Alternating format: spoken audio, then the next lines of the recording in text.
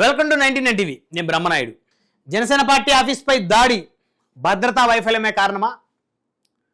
ఎంత ధైర్యం ఉంటే, ఎన్ని గుండెలుంటే ఒక ఉప ముఖ్యమంత్రి కార్యాలయం పార్టీ ఆఫీస్ మీద దాడికి ప్రయత్నం చేయాలి?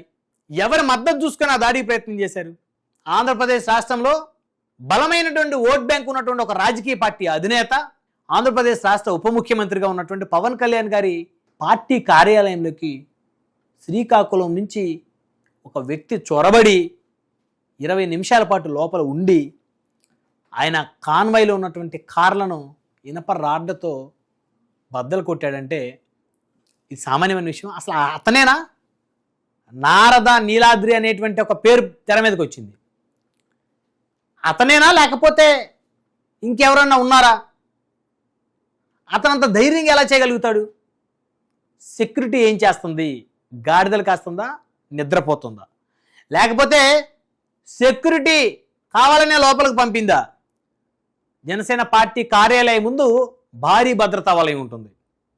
కనీసం 10 మంది బౌన్సర్లు ఉంటారు. అంత ఈజీగా ఎవరిని లోపలికి రానివ్వరు. ప్రతి క్షణం 10 మందికి పైనే ఉంటారు. ఒక్కొక్కసారి 20 మంది 30 మంది బౌన్సర్లు ఉంటారు పార్టీ కార్యాలయం ముందు. 10 ఏళ్ల పాటు జెండా మోసి, జెండా కట్టి, జెండా భుజాన మోసినటువంటి కార్యకర్తలు కూడా లోపలికి వెళ్ళడం అంత ఈజీ కాదు జనసేన పార్టీలోకి. జనసేన పార్టీ ఇన్ఛార్జ్ అయినా సరే గేటు బయట వెయిట్ చేయాల్సిందే. అపాయింట్మెంట్ లేకపోతే తిరిగి వెనక్కి వెళ్ళిపోవాల్సిందే. ఎమ్మెల్యేలైనా అదే పరిస్థితి. మరి అలాంటి ఆ కార్యాలయంలోకి ఎలా చొరబడతారు? అంత ఈజీనా? ఒక ఉప ముఖ్యమంత్రి పార్టీ ఆఫీస్ మీద లోపల చొరబడి ఏదైనా చేసేయచ్చు అనేటువంటి ఆలోచన రావటం అంత ఈజీనా? అదే వైఎస్ఆర్ కాంగ్రెస్ పార్టీ ఆఫీసులో చొరబడి జగన్మోహన్ రెడ్డి గారి కాన్వాయ్ని కార్ల మీద దాడి చేసే ధైర్యం ఉంది ఎవరికన్నా ఈ రాష్ట్రంలో? చంద్రబాబు నాయుడు గారి పార్టీ ఆఫీస్ లోపల చొరబడి ఒక్క కారు అద్దం పగలగొట్టే ధైర్యం ఎవరైనా చేస్తారా? కానీ ఎందుకు జనసేన పార్టీ ఆఫీసులో చొరబడి పవన్ కళ్యాణ్ గారి కాన్వాయ్లో ఉన్నటువంటి వాహనాలను బద్దలు కొట్టే ప్రయత్నం ఎందుకు చేశారు? ఇది అత్యంత దురదృష్టకరమైనటువంటి చర్య. ఇది దురదృష్టకరమైన అంశం కూడా. రాష్ట్ర ఉప ముఖ్యమంత్రి కార్యాలయం మీదే ఈ విధమైనటువంటి దాడులు జరిగితే ఇక సాధారణమైనటువంటి వ్యక్తుల మీద, సాధారణమైనటువంటి ఇళ్ల మీద దాడులు జరగవని గ్యారంటీ ఏముంది? అసలు పవన్ కళ్యాణ్ గారు సెక్యూరిటీ ఏం చేస్తున్నారు? 10 మంది 20 మంది ఉంటారు. ఆయన మొదటి నుంచి కూడా ఆయన కష్టపడి సంపాదించుకునే డబ్బులు, ఆయన కష్టార్జితం వేలకు వేలు జీతాలుగా ఇస్తారు. వారికి ఫుడ్, అకామిడేషన్ వేలకు వేలు జీతాలు. వాళ్ళు పార్టీ కార్యకర్తలను కూడా ఇస్త్రీ బయట నెట్టేస్తారనమాట, అపాయింట్మెంట్ లేకపోతే రావటానికే లేదని. అలాంటి వాళ్ళు ఎవరో ఒక ఆగంతకుడు జొరబడి లోపలికి వస్తే అంత ఈజీగా 20 నిమిషాల పాటు పార్టీ ఆఫీసులో అతను హడావిడి చేసి ఎక్కడ ఏమున్నాయో తెలుసుకొని మరి పవన్ కళ్యాణ్ గారి కాన్వాయ్లో ఉన్న వాహనాలను బద్దలు కొట్టాడు ఇనపరాడులతో. అంటే ఎవరి వైఫల్యం అది? ఒక ఎమ్మెల్యేని లోపల పంపిస్తారా ఈ సెక్యూరిటీ? ఎమ్మెల్యేని తెలిసైనా సరే అపాయింట్మెంట్ అడుగుతారు కదా. ఎమ్మెల్యే తోటి ఇద్దరే రావాలి, ఒకళ్ళే రావాలి అని రూల్స్ పెడతారు కదా ఈ సెక్యూరిటీ. ఒక ఎమ్మెల్యే 10 మంది క్యాడర్ని తీసుకొని జనసేన పార్టీ ఆఫీసులోకి వెళ్ళిన పరిస్థితి ఈ రోజుకు ఉండదు. ప్రభుత్వం వచ్చి 2 సంవత్సరాలు అవుతున్నా ఆ పార్టీ తరపున పవన్ కళ్యాణ్ గారితో కలిపి 21 మంది ఎమ్మెల్యేలు ఉన్నా, ఎంత సీనియర్ నేతలైనా ఎమ్మెల్యేలైనా 10 మందికి తమ మనుషులతోటి పార్టీ కార్యాలయంలోకి వెళ్ళడం అంత ఈజీ కాదు. లిమిటెడ్ ఇంతమంది రావాలని ఉంటుంది అక్కడ రూల్. ఆ రూల్ వేరు. అన్ని పార్టీల్లాగా ఎంతమంది అయినా ఈజీగా లోపలికి వెళ్ళి అంత ఆ ప్రాసెస్ ఉండదు ఇక్కడ. ఇది ఒక సిస్టమేటిక్గా ఉంటుంది అనమాట. వీళ్ళ సిద్ధాంతాలు వేరుగా ఉంటాయి. మరి ఎమ్మెల్యేలతోటి ఒకరినిద్దరినే పంపిస్తారే, ఎమ్మెల్యేలకైనా అపాయింట్మెంట్ ఉంటేనే లోపల రాణిస్తారు కదా. ఈ సెక్యూరిటీ ఏం చేస్తున్నారు? నిద్రపోతున్నారా? గాడిదలు కాస్తున్నారా? ఇప్పుడు జన సైనికులు అడుగుతున్న ప్రశ్నలు అవి. అంటే కార్యాలయంలో ఈ విధమైనటువంటి వ్యక్తులు జొరబడి ఈ విధమైన కార్యకలాపాలు చేస్తే ప్రజలకు ఏ విధమైన మెసేజ్ వెళ్తుంది? ఒక పక్క కార్యకర్తల్లో ఆందోళన, ఆవేశం, ఆగ్రహం, మరోపక్క సామాన్య ప్రజానీకం కూడా ఆశ్చర్యపోతా ఉన్నది. ఇదేంటి ఇది? ఉప ముఖ్యమంత్రి కార్యాలయంలోకి జొరబట్టం ఏంటి?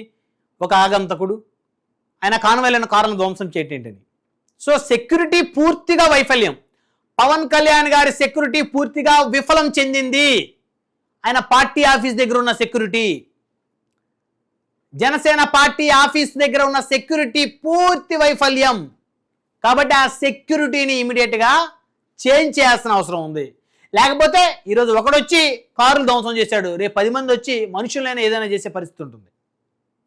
పార్టీ అధికారంలో ఉంది, ఆయన ఉప ముఖ్యమంత్రిగా ఉన్నారు, రాష్ట్ర వ్యాప్తంగా లక్షల మంది అభిమానులు ఉన్నారు ఆయనకి.